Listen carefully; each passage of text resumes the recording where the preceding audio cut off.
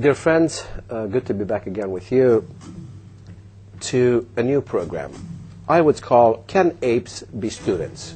My partner today in this discussion is Mr. John Mackay, International Director for Creation Research Australia. Good to see you again, Mr. Mackay. My question's still the same. Can apes be students? So can we put a student or an ape to be a student in our children's class? Can you help me with this? Well, I was in one school in the USA, and the students' behaviour had become so obnoxious that they actually had guards, I mean armed guards, in the hallways with batons, right? And I thought, students can be apes. There were no monkeys in that school, however, because even the batons wouldn't have enabled the apes to be students. And I'm serious when I say that, because people with lots of money to spare have gotten research grants to try and teach apes and monkeys and gorillas and orangutans and all their hairy cousins, right? And the things they've tried to teach them are things like speech. And you can follow their logic, because if man evolved from some ape-like creature, if we've got a common ancestor with all the current ape family, if we can speak, then somehow it's something that we have developed.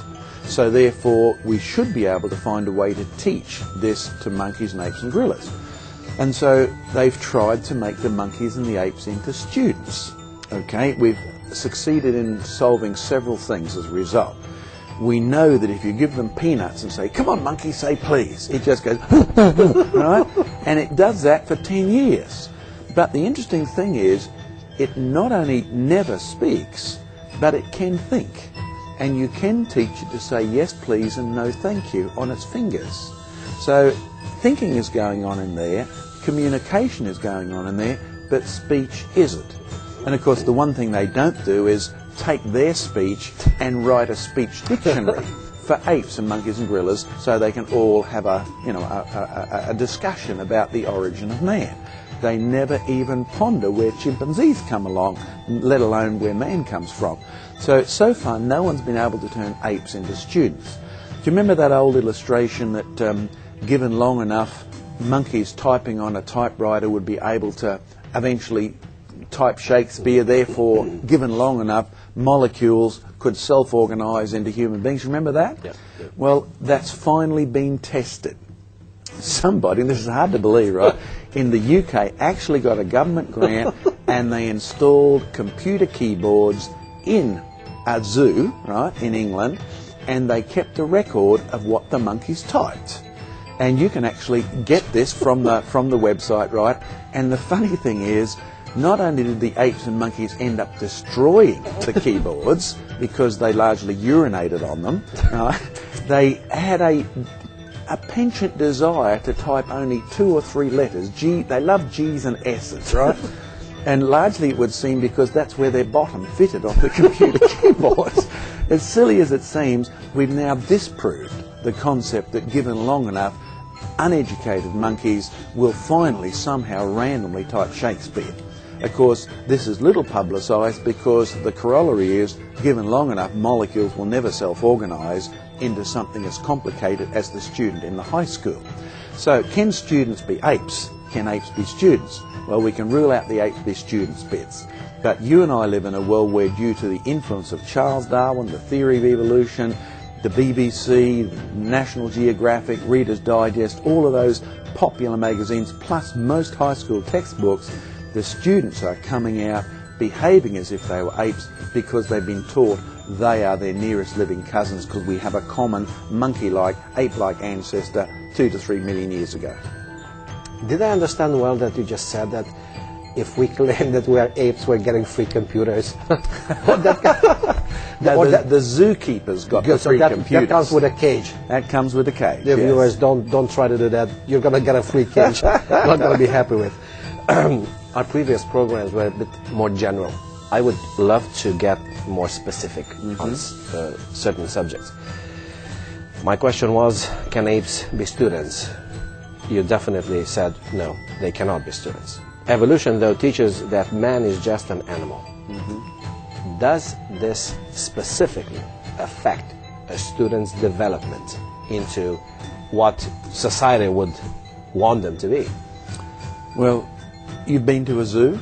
Yes, I did. Have you been to the monkey cage? Yes, I did. Okay, when you stand outside the monkey cage, you look in and there you see something, some creature with a hairy face and two eyes. In fact, it looks like you, doesn't it, right?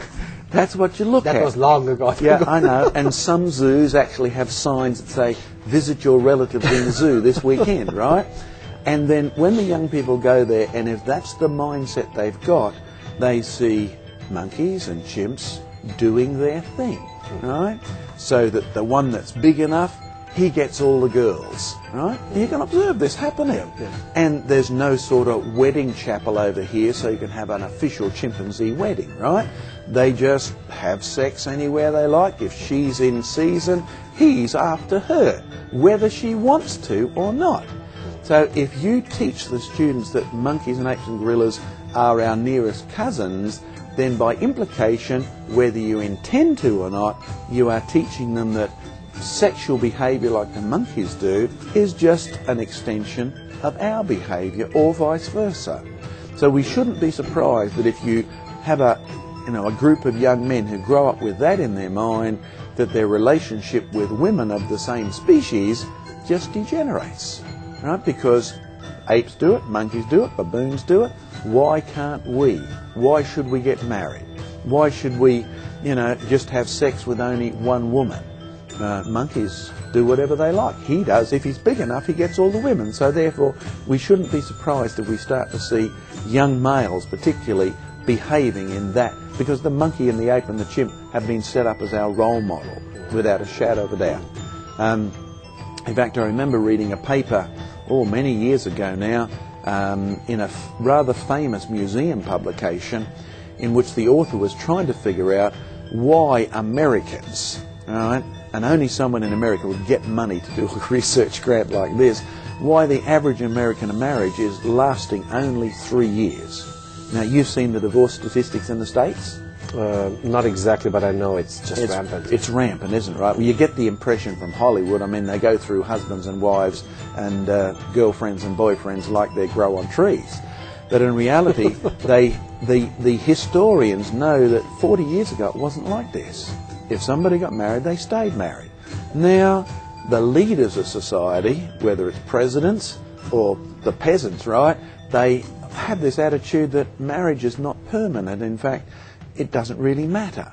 So their marriage structure is falling apart, so much so that people like George Bush has tried to get special legislation to even define what a marriage is. It's just not in the concept of the people anymore. And so somebody had a research grant and they said, how will we find out the answer? And so what they did was they studied our nearest living relatives, according to the theory of evolution. So guess what do you think they studied? Apes. Apes, that's right. So they sat down and they did a study of apes.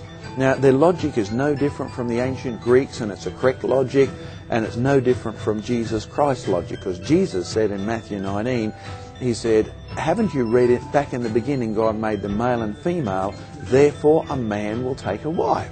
So his argument is where something comes from, tells you what it means tells you what it's worth. That's how every one of us argues. But it matters, therefore, if you pick the wrong starting point. Okay, so the theory of evolution says we're related to the apes. Let's study them. Now, do you know what they discovered?